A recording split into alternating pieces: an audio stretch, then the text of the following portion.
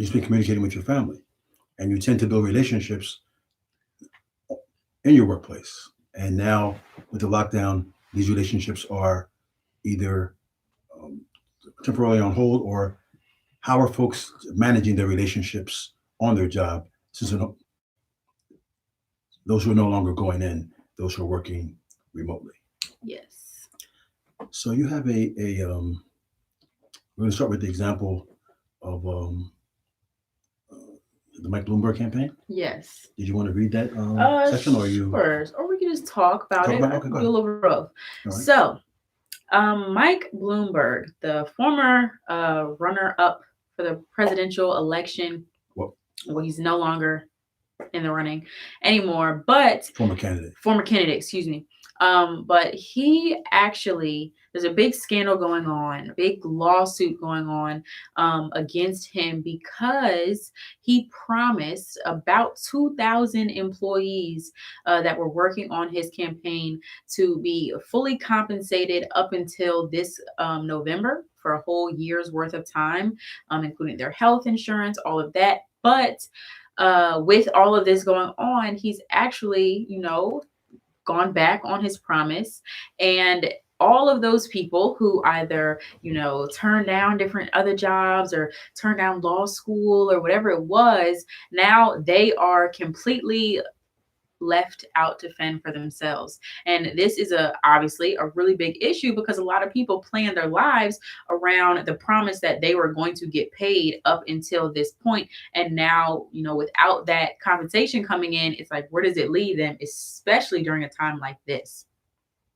So we wanted to discuss a little bit about that and use that as an example, just because, I'm sure there are plenty of other examples out there of different companies, saying, promising one thing and then ending up doing another. But this is something that's like obviously affected a ton of people. So like, what does that look like for all those different people that said that, that committed to this job and now they are out by themselves?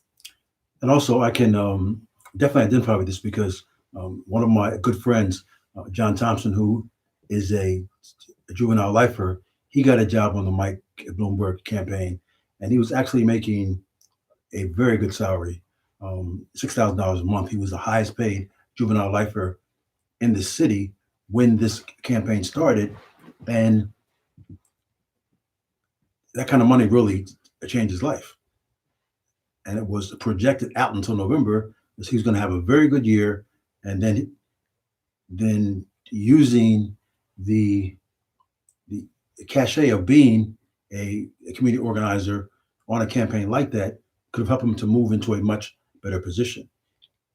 Now, instead of that, um, a foreseeable eventuality, he's out of work and he's worrying about how he's going to take care of himself and his wife and his daughter in the immediate future. So I would contrast that sort of employer with an employer who we talked about before, um, Ori Freibush, who runs um, OF, OF, OCF coffee houses. And he has promised that not only will he maintain his health benefits for his employees, and he has 50 plus employees, he's also going to give them a lump sum payment. So he's basically paying their bills in advance during this lockdown. So you have one employer who is extremely conscious of what his employees are going through and their needs, and he's responding to it. And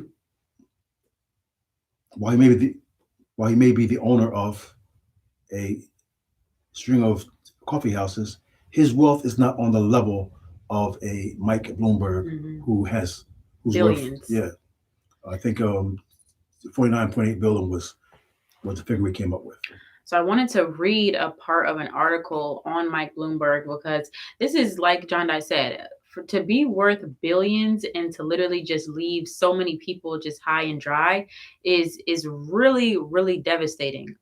So the article reads, Former campaign workers for Mike Bloomberg are suing the billionaire former presidential candidate for fraud, alleging in a nationwide class action lawsuit that has as many as 2,000 employees were promised to be paid through the general election before he laid them off. The filing comes on the same day as another class action brought by a former Bloomberg field organizer that similarly argues that employees were tricked into taking jobs they were told would continue for a year. Thousands of people relied on that promise. They moved to other cities. They gave up school, jobs, and job opportunities. They uprooted their lives, the lawsuit states. But the promise was false. After Bloomberg lost the Democratic nomination, his campaign dumped thousands of staffers, leaving them with no employment, no income, and no health insurance. And worse still, the Bloomberg campaign did this during the worst global pandemic since 1918 in the face of a looming economic crisis. Now, thousands of people who relied on the Bloomberg campaign's promise are left to fend for themselves. So this obviously is devastating for so many people, and I think that something that is so important to stress in a time like this is the importance of not only one, either working for a company that is very humane and treats its workers with respect, or two, working for yourself and trying to figure out how can you create a source of income that will allow you to be your own boss, because in times like this it really makes you think about, okay, who am I working for, and do they really care about me? Do I have a good relationship with my employer where I know that my efforts are valued? And if not, well, let me rethink what I'm really doing in my relationship with my boss or with my employer, figure out if this is an environment that I really want to be in. Yes, most definitely. So you have some ideas on that, don't you? Oh, I have a lot of ideas on that. Enlighten us. So I am in a investment group called Trade House Investment Group. And what we do is teach people how to trade in the foreign exchange market. So before I get into a little bit of what that is and what that entails, the importance of it really does come down to times like this when we're forced to think about, how am I going to make money if I can't physically go into work? Yes. And that's why this is right now in this current period in time, why it's so important to be thinking in this way. So I wanted to bring this up because this is a huge part of my life. So, I talked a little bit about last week, but my life thus far hasn't changed in entirety since this crisis started, because I have the opportunity to make income from my cell phone. So the investment group that I'm a part of is called Trade House Investment Group. And what we do is help people learn how to make money in a $7.3 trillion market, the foreign exchange market. So if you aren't familiar with the foreign exchange market, so for example, I'm sure you're familiar with the stock market, right? So stocks are filled with a bunch of companies, and you make money if the market is going up, right? But with the foreign exchange market, it's filled with a bunch of different currencies of different countries. So the US, we have the US dollar. In Canada, they have the Canadian dollar. In Japan, they have the Japanese yen, right? So with this opportunity, you are literally able to profit off of all these different currencies that fluctuate all throughout the world all the time. This is a completely recession-proof market. So it doesn't matter if we go into a recession, we're still able to make money from the comfort of our homes. So I'm not going to go in entirety, of the opportunity. But if you are interested in learning more about what we do and how we make the money from our cell phones, please comment below. Get in touch with John Dies. You can get in touch with me, and I can give you a complete full rundown on what the foreign exchange market really entails. But just know that this is an opportunity that will allow you to make money from your cell phone from the comfort of your house. As long as you have Wi-Fi, you can make money and you can invest in this market. It doesn't matter your background. That's another beauty of this opportunity. It doesn't matter what you have a record, you don't have a record, have a college education or you don't have a college education. It doesn't matter. This opportunity does not discriminate. So if anybody is interested and wants to learn more about how can I make money for my cell phone, how can I build generational wealth as well, and really, this is more about taking control of your life, taking control of your ability to provide for your family during this time. This is also something super important for people. If you're in college and your semester just ended, and especially if you're about to graduate college, just know in a few months when you're looking for a job, there aren't going to be a ton of companies hiring. So you're going to have to start thinking about a plan B of how can I make money if nobody is hiring, after I get my degree. So for you all as well, definitely be thinking about this, because that relationship between your employer and employee might, get a little tricky in the next upcoming months based on all that's going on. Most definitely. And I really like to talk a little bit about uh, how people are functioning in terms of working remotely and um, what relationships are like on the job, and how things will move forward. And um,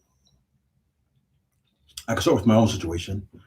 The job that I have with the New Jersey State Library, they have been very proactive in terms of first looking out for our health.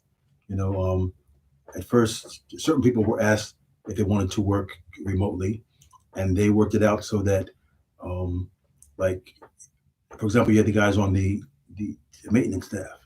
All right, they can't work remotely in the same sense. So they worked out a schedule so that they could come in every other day, yet they would still get full time pay. For the office workers and for the librarians, at first they closed off the library to the public, and we were still doing our work inside of our areas. And then they decided that, in view of what was happening, no one was going to work, but they assigned different tasks to different folks, and we created schedules for ourselves so everyone's still getting paid full time throughout this. I think that's very responsive to the needs of employees, because the reality is your job may stop or not, but your bills are not going to stop. If you have a mortgage, if you're paying rent, your phone bill doesn't stop.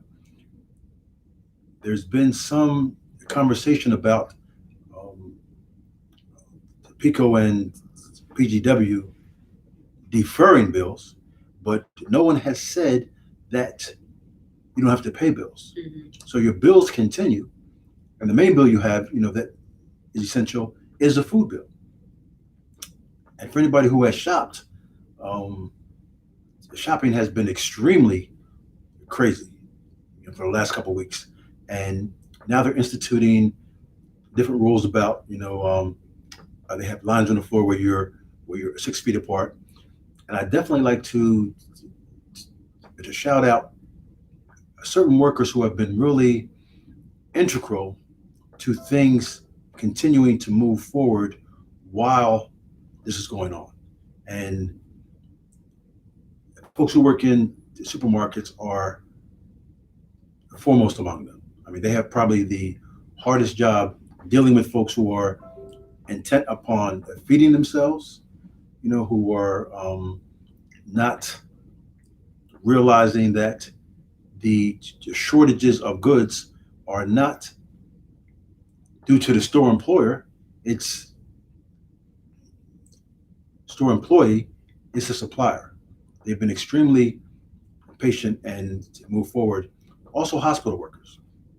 Hospital workers probably have the worst job because they're on the front lines of this infection, and they don't have all the proper equipment. They don't have all the proper testing kits.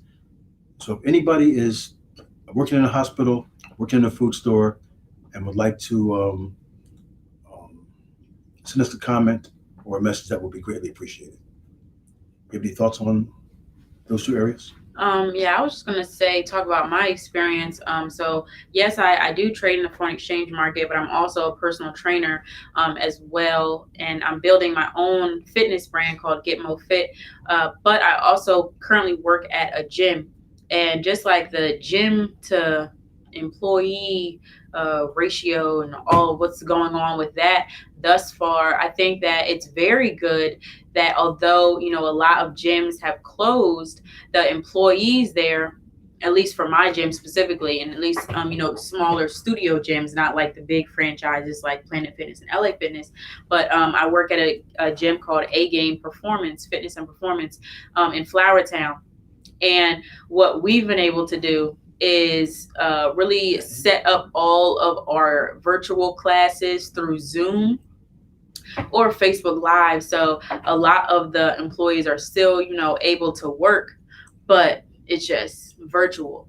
And that's just another benefit to this type of work. But really just emphasizes again the point of, what profession do you have, and are you able to make it virtual? Simply because not only, for things, times like this, but as we move into a more technologically savvy world, um, figuring out, okay, how can I make money through the internet is going to be a huge, important, crucial aspect that really might take over completely in the future. There are a lot of jobs that have been replaced by technology, but soon, there might be a lot more jobs that are replaced by technology. So really thinking about, how can I continue to adapt to the times? Because sooner or later, a lot of, what we know to be, true is going to be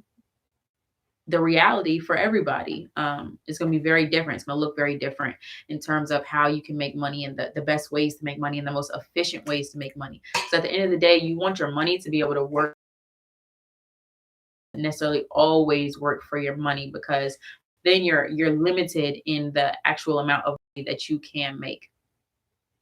That's all I would say. Especially with gyms, it's good that a lot of gyms are still, able to pay their employees or compensate them in some type of way. But it is going to look a lot different for big franchise gyms where you have to go in and get work, get those hours to receive compensation. I wonder. I don't know what that looks like. I wonder how that's going. All I know is about like smaller studio gyms, but that's been my experience thus far. Yeah. So another thing that you really have to look at is this new environment. Even if it, somehow miraculously, you know, changes over the next few months, it's going to have a long-lasting impact on employment and on, to look at the sort of jobs that were most impacted by the lockdown and those that may actually benefit. You know, restaurant jobs have totally been decimated. If you work in the restaurant industry, you are more likely than not working. Although I was researching earlier today in Philadelphia, looking at the restaurant change and the large restaurants that have decided to stay open, and those that have decided to close, and overwhelmingly the majority of them are closing. The ones who seem to be maintaining are the fast food places.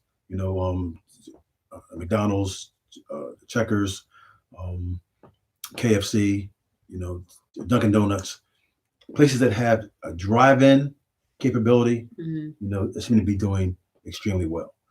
Um, if you work for an airline, if you work at the airport, um, if you work, I was in 30th Street Station this Sunday, taking one of my goddaughters. She was catching a train down south. She's going to stay with her parents, during this pandemic. There were literally less than 10 people on that train going to North Carolina. There wasn't 20 people in the entire train station. And Mm. I'd never seen that. Mm. 30th Street Station is a place that I do a lot of traveling by train, and I used to always be in there. I've never seen less than several hundred people in 30th Street Station. Of all the food courts that were there, only a Dunkin' Donuts was open. Every other food court was closed. So anything to do with travel, dining out, staying in hotels, attending concerts, sports events. Now, I'm a serious sports fan. I'm a sports fanatic. You could not have told me that in sports crazy America, there would come a day when there was no sports. Mm-hmm. And there's literally, there's still Sports Center, but they're talking about shit that, really doesn't mean much.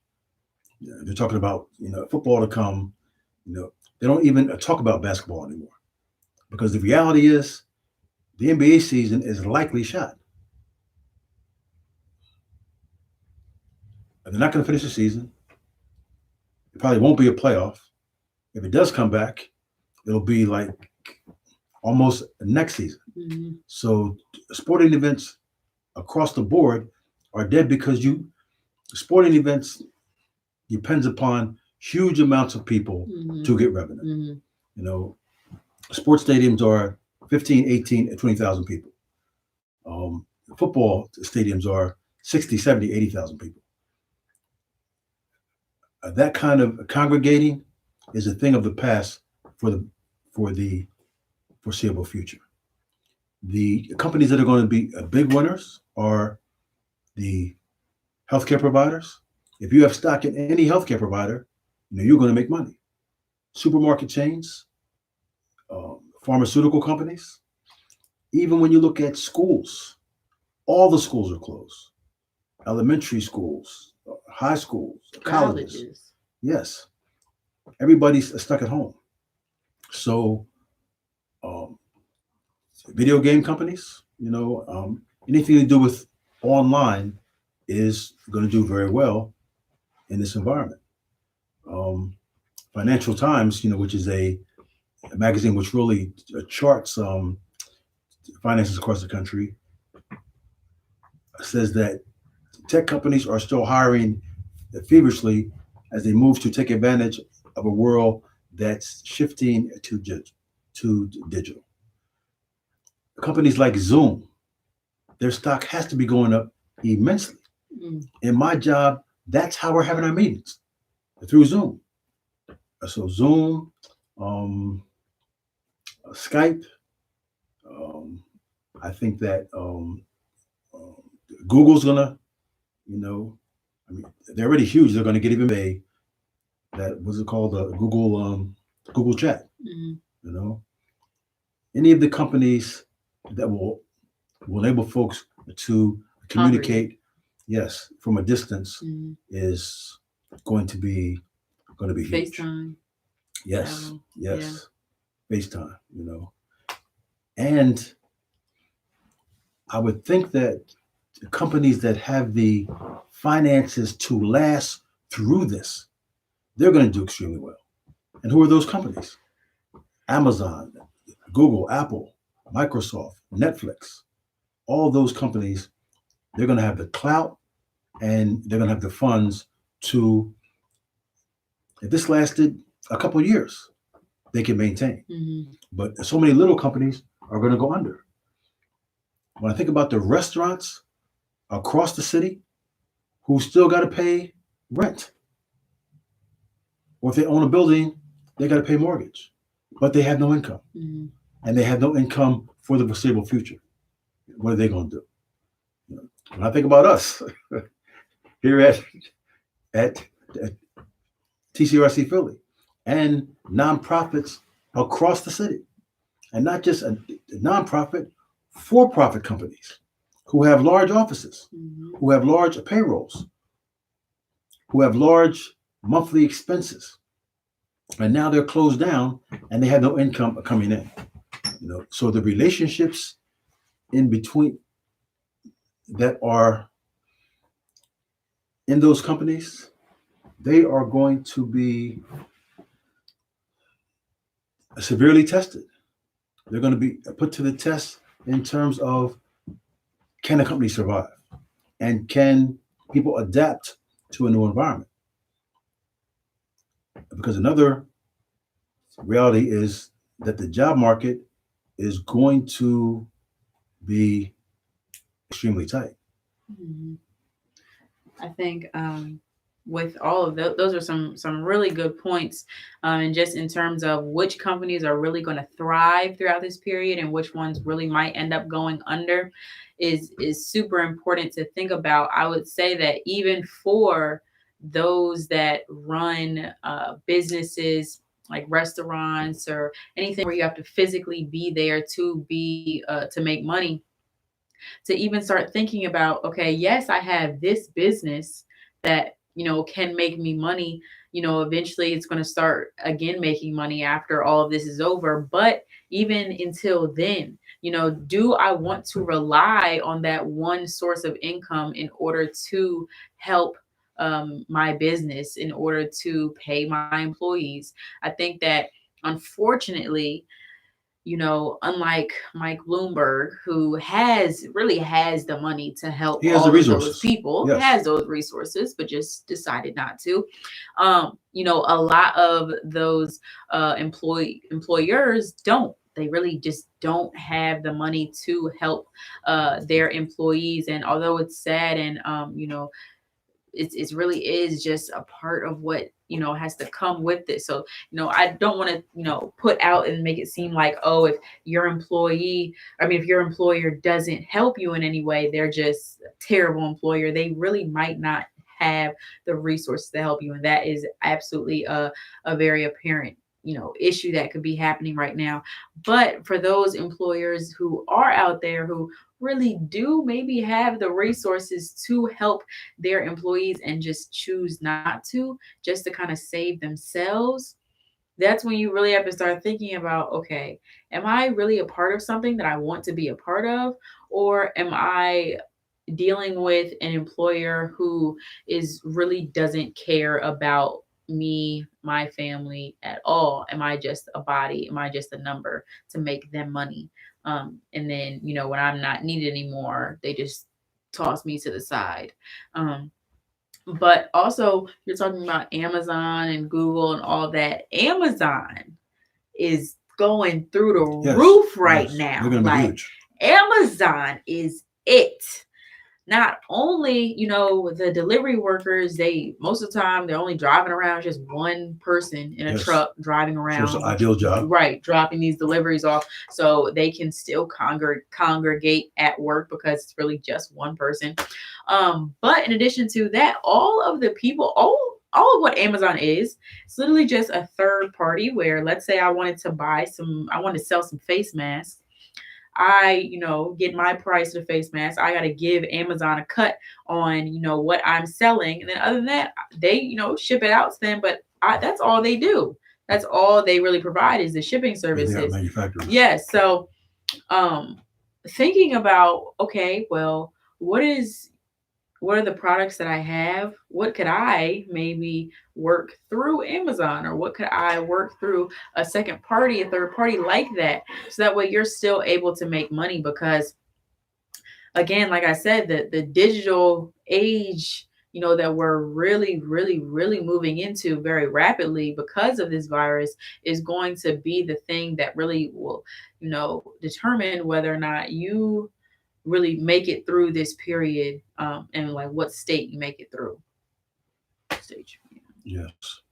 And I think that when you look at the effect that this is going to have on um, the economy and on people in relationships. I mean, it's amazing. Some folks are projecting that um, 80 million jobs will be impacted by this lockdown, and many of these jobs are going to go away. For example, hotel. Nobody's going to hotels anymore. I mean, that's just a dead issue. Hmm. You know, Kitchens are closed in and hotels. and folks are not traveling. Um, we talked a little earlier about in terms of folks working from home. Well, a company looking at how many of their folks can work remotely may choose not to invest in the overhead costs of a large facility. They may cut back. You know, real estate's going to be crushed. Folks are not going to be construction companies. Even the housing industry is going to be affected because in this era of uncertainty, folks are not going to be buying new houses. Mm-hmm. I mean, even folks who have money are putting things on pause to see what's going to happen. Mm-hmm. In terms of renting, I saw a very interesting line of conversation on a West Philly website that I belong to about uh, folks calling it a rent strike, because they feel like landlords should be more receptive to people who don't have money or who are going to have less money in this pandemic. But the reality is, often landlords are not wealthy people who can just afford to um, not collect rent. Mm-hmm. Many times they are people who worked hard all their life, acquired some property, and they are trying to move themselves forward. If folks can't pay rent, then they can't afford to pay their mortgage. Are mortgage companies going to forego payments for a protracted amount of time? That's rare that they would do that. Yet an example is France. France has paused mortgage payments. They paused um, utility bills. They paused rent payments, and the government is absorbing these losses. That is not a situation that I think that the government of the United States is going to do. I mean, it is just not. And I told you, Frida Wilson's going to be dogging me. She says she's so upset that we're still doing the podcast in the midst of this pandemic. But I think that folks have to realize that life has to go on, and we believe in what we're doing, and we would like to continue to bring information to you twice a week. So until the state police comes and put some locks on our doors, we're going to be here at least 2 times a week doing these podcasts, because it is extremely important that information get out to the public, and information that has value and that is real. I was listening to a podcast earlier today where a West Philadelphia politician, um, Danielle Patterson, who's running for the seat vacated by Amavita Harrell, was saying that telephone companies are waiving your phone bills. And that's not true. Because as soon as she said it, I went online and asked T-Mobile. And, T-Mobile gave me some great, for the next 60 days, we'll try to work with you. But they aren't waiving your phone bill. One thing she did have, she had a financial analyst on who was very smart. And what he was saying was, hold on to your money, as much as you can, but pay your essential bills. You have to keep on paying as many bills as you can. He wasn't worried about the credit card debt. He was talking about the essential bills that you need to move yourself forward. Because as of yet, this financial stimulus package, it may have been passed, but it's not in your pocket.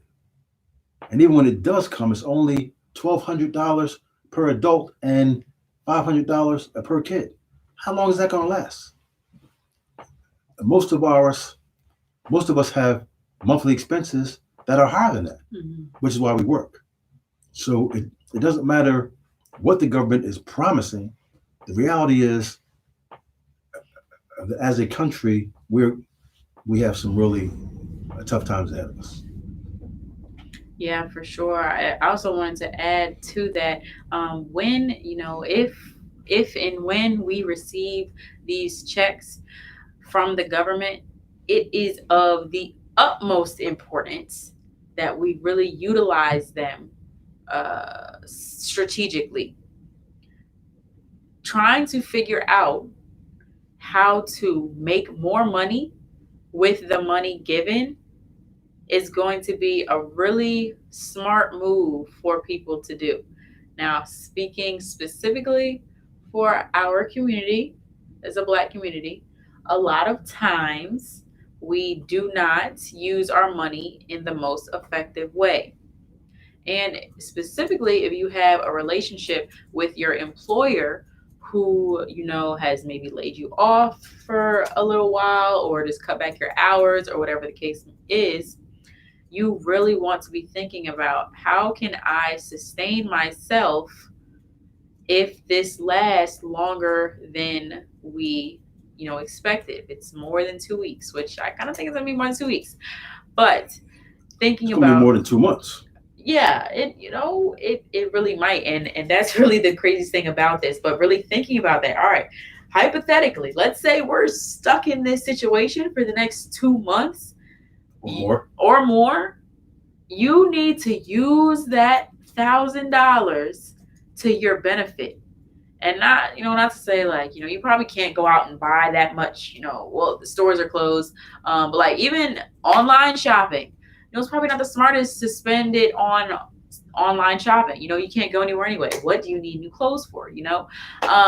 But in terms of, even if it's, you want to invest into Amazon, or selling something on Amazon, or like I mentioned, investing in the foreign exchange market, figuring out how to make a new stream of income from your cell phone. But you need to be thinking about, how can I take out the employer aspect? How can I multiply that money that I receive if and when we receive it? Because blowing it very quickly is going to be very detrimental for a lot of people in the next upcoming weeks. So think about that. Yes. I really don't see what folks are going to spend money on. I mean, other than food. Um, I'm a I'm a very frugal person. Some folks say I'm cheap. I say I'm frugal. I like nice things. But I don't like to pay the top dollar for nice things. But I was just sitting down doing my budget, the other day, and my thought was, a great part of my weekly budget went toward gas and tolls, because I literally traveled the entire state of New Jersey in my job, and that's serious money when you're going to Patterson one day, Atlantic City the next day, Newark the next day. So that is no longer necessary. And I have a lot of clothes. I like to buy clothes, but right now I don't need clothes. I have more clothes than I need, because I literally have nowhere to go. I'm working from home. Now, what I do find is that it's easier to me to work from home when I get up, take my shower, shave, and I get dressed. So a lot of times I'll get up in the morning and I won't wear a suit coat, but I'll put on dress slacks, my shirt and tie, and I sit in front of my computer, because when you're doing Zoom calls, it's a better look than you being in your pajamas.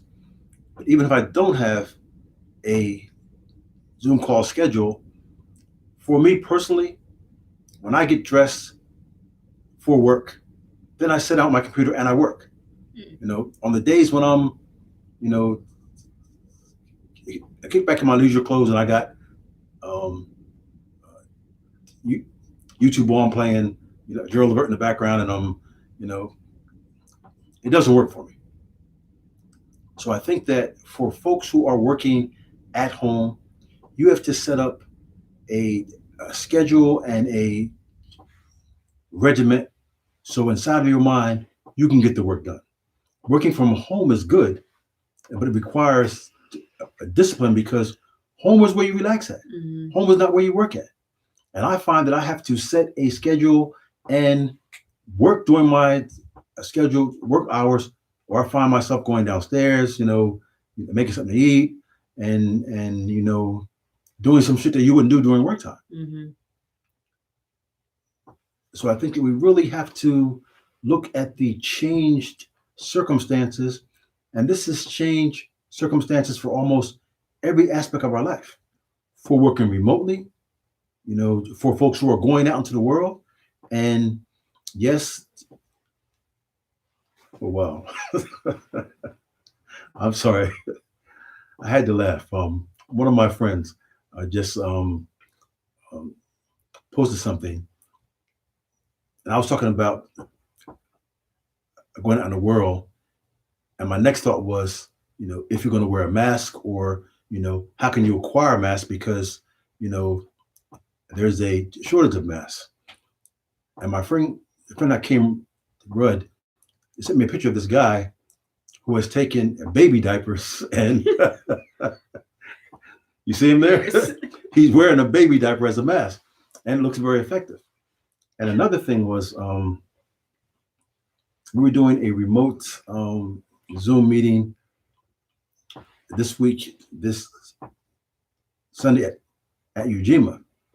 And one of the sisters said that if you take a bra and you cut it in half, then you have two masks. And listen, if you don't have masks, and I tried it because it just so happened that, listen, you may laugh, this is very serendipitous. Last week, one of my goddaughters asked me to go to the laundry. And I was tired. It was after work, and I really wanted to say no, but she doesn't ask for things unless she really needs it. So I drove over there, took her to the laundry. It was long and involved. How laundries are. And when I got back home, and I was sitting in my car because she has kids, and whenever there's kids in your car, there's always junk. I noticed that one of her bras had dropped and was on the floor of the car. So at the time, I just I took the bra, put it in the console, between the seats. My intention was to give it back to her. She's never seen that bra again. I was looking at it today, and I figured out a way that I can cut it, use one of the bra straps, reattach them, and now I have two masks. And when you see me outside, you may see me wearing a black lace mask. On your face. No, just one cup. She's sizable enough that John Dye. this fits my face very well. You have to be inventive in these times. Oh my god. Where can you buy a mask at? I have one good mask left, and well, no, now I have three. So. Oh my gosh. Okay. Well, that is something. John Dye, if I see you with half a bra on your face, I'm gonna clown you. I'm telling you right now. You can clown me as long as you want. I would rather wear a black lace mask than to run into a silly ass person who has coronavirus and they're not dumb enough. Not well. It was the virus. Yes, has the virus, and they're not, smart enough to stay home and to contain that. So. Oh. So if you have females in your house, you have masks. And keep that in mind. Oh, right. I wanted to. So I was at the grocery store. How can you follow that, really? Yeah, I know. It's throwing me off and stuff. I was at the grocery store a couple days ago.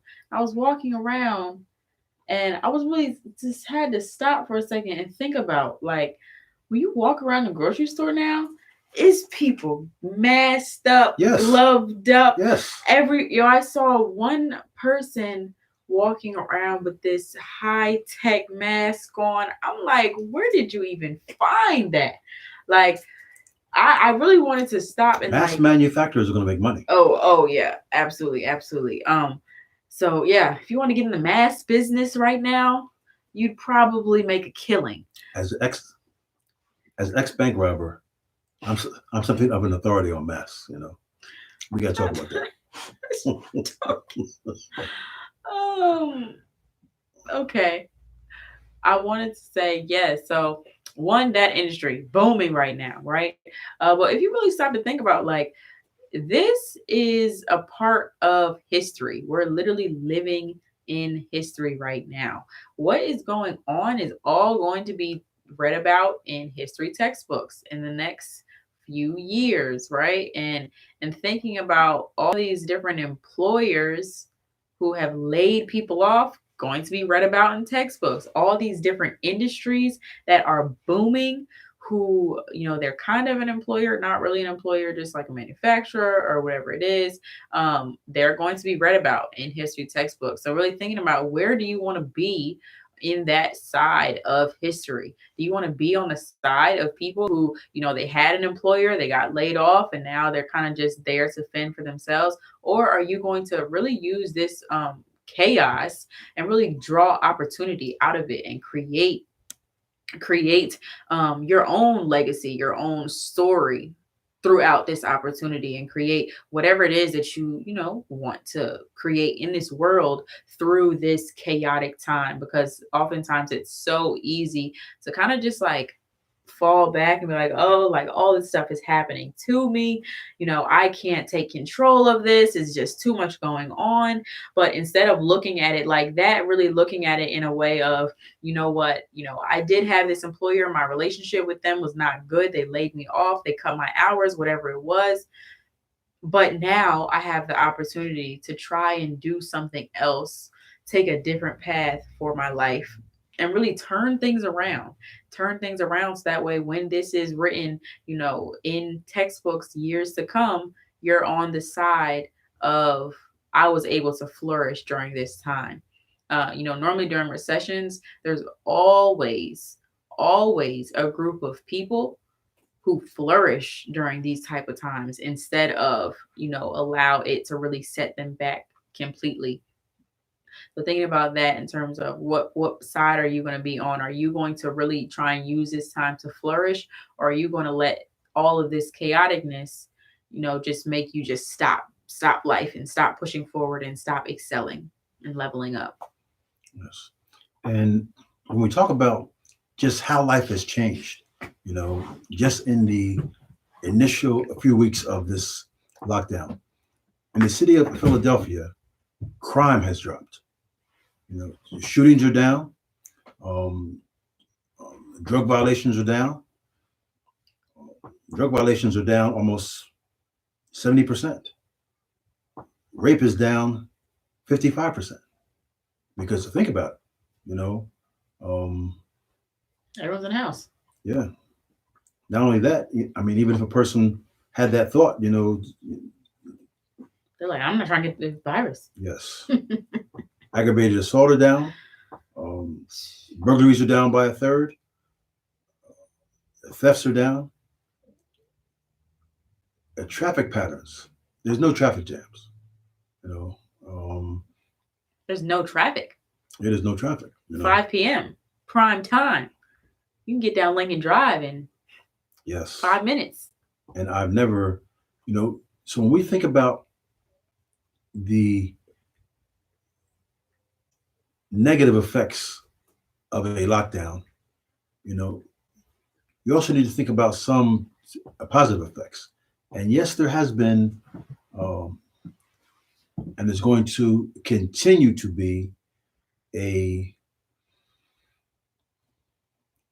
financial impact, but the social impact of families being together more, husbands, wives, couples, boyfriends, girlfriends, if they live in the house, they're spending more time together.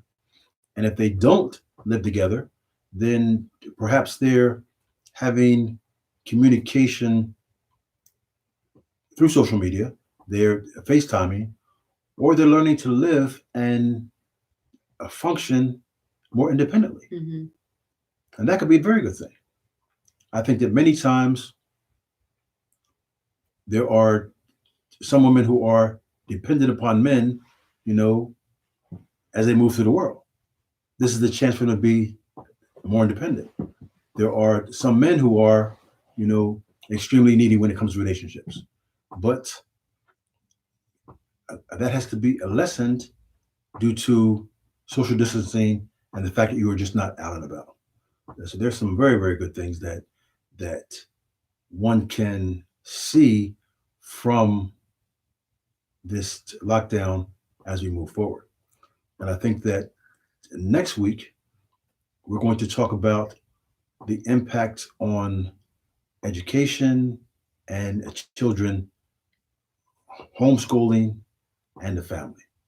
I think that's pretty important to um, look at what has been the impact on families, children, and education. Because just like we're talking about employment as a central part of our life as adults, for young people, education is a central part of their life. They spend as much time in school as we spend on our jobs.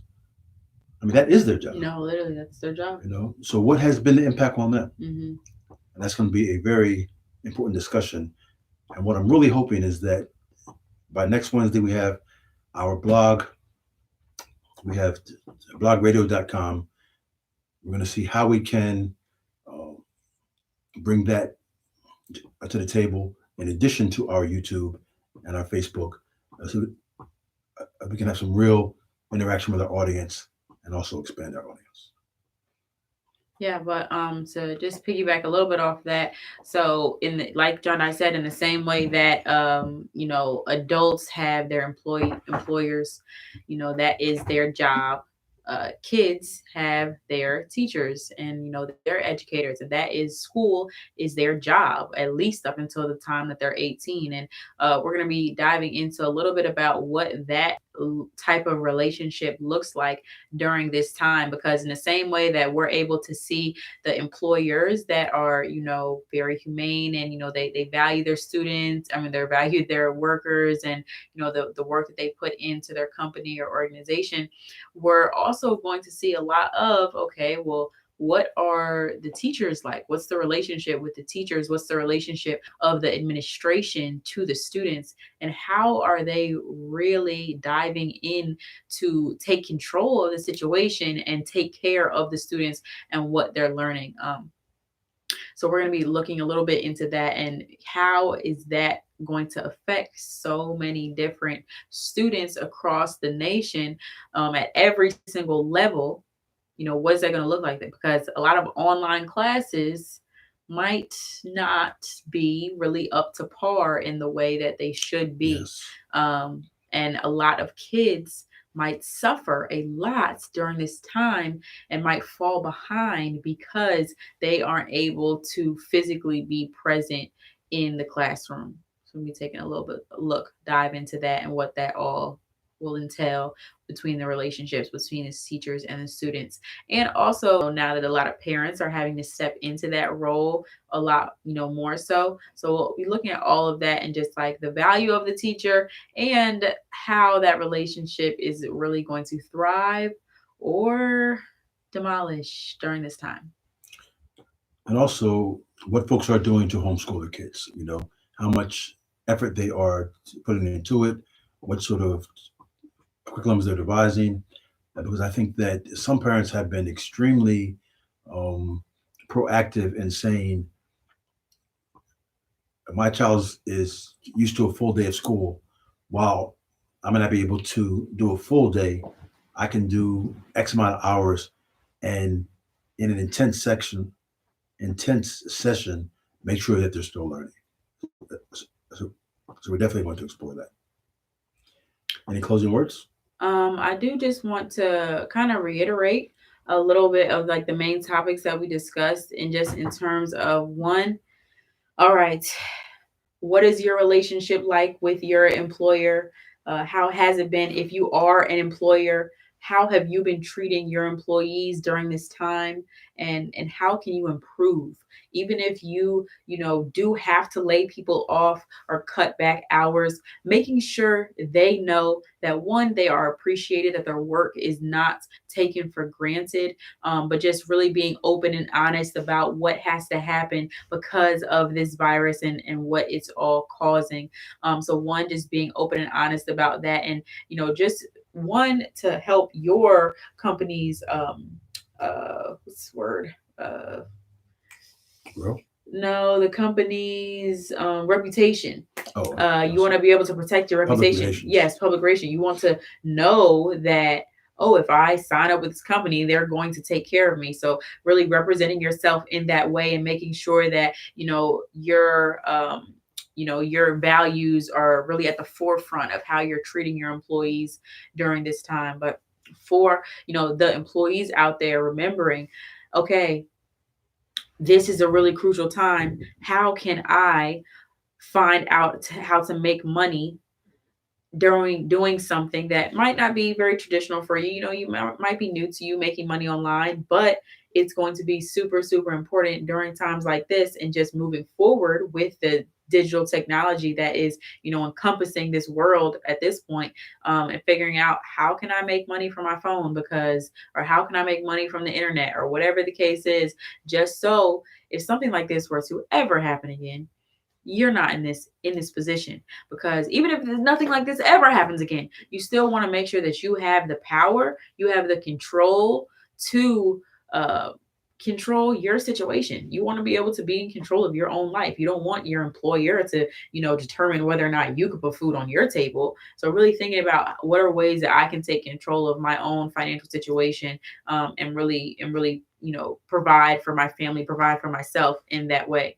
So, like I mentioned, if you are interested in learning more about the foreign exchange market and how to make money on your phone, how to invest into yourself, how to build generational wealth, please do not hesitate to reach out, on the Love and Relationship Facebook, on the Instagram, on anything, on John Dye's Facebook, on the YouTube channel, anything like that, because I am more than willing to speak with any and everybody on how to start creating a stream of income from your cell phone. And if we can see anything from this series of events, is that we need to have alternative income. We cannot depend upon our traditional ways of making money, because the world has shifted, the world has changed. And when the world changes, it's imperative that we change with it. Because if it doesn't, we'll be left behind, and we will always be in the lower reaches of society in terms of finances. And it's more, the time has passed for Black people not to be aware of what's going on and be ahead of the curve. Mm-hmm. This is truly a wake-up call in terms of how we're going to structure our lives, how we're going to structure our families, and how we're going to care for our communities. We've always said that the reason we are doing these podcasts is for the community, to build communities, to strengthen families, to create better lives for ourselves and for our loved ones.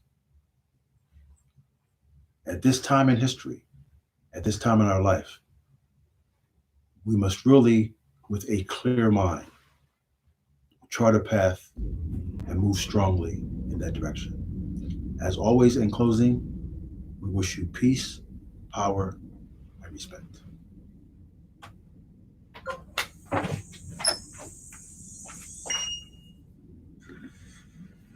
This new environment